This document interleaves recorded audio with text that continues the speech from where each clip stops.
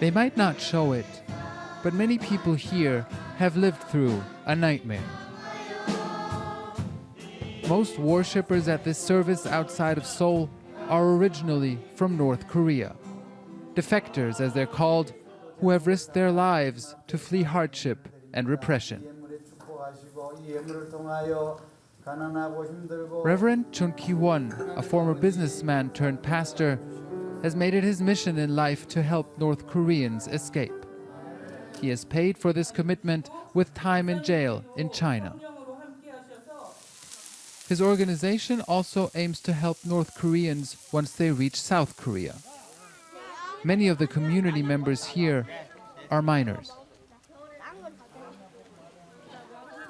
Like Cho Won-yuk, it's been years since he got out of North Korea.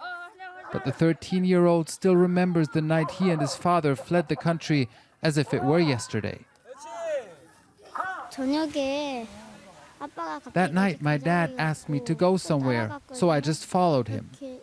We crossed the mountains, and at that time it rained, so the ground was wet. With every step, my feet would sink into the soil. We got on boats to cross the river, and then we were locked up somewhere, like a prison. Once Cho Won-yuk reached the south, everything was new to him. It was not at all what he had expected. When we arrived, it felt really amazing. We moved into an apartment. I didn't even know what that was. I'd never seen an apartment before.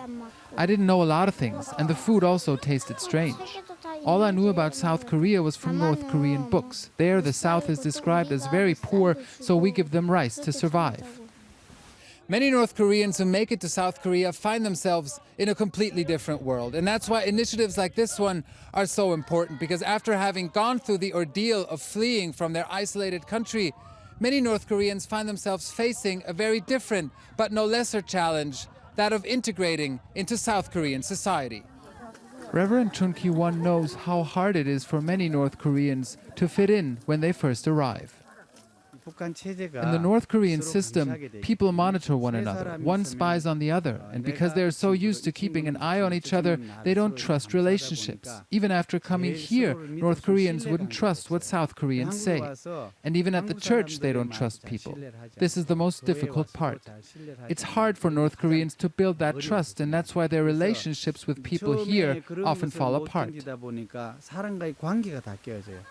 In Reverend Chun's community, North and South Koreans can get to know each other.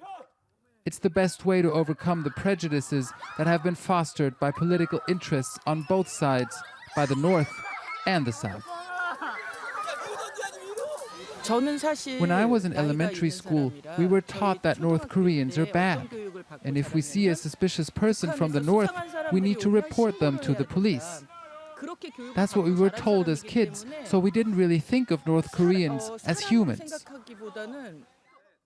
Times have changed, at least in the South. And Cho Won-yuk feels safe in this community, but he also misses home. I miss my grandmother. She was both a doctor and a barber. She was a person who took care of everyone in our town. She really looked after me, and she loved me. Along with many of his compatriots here, Cho Won-yuk too hopes that one day he can go back home and reunite with his family.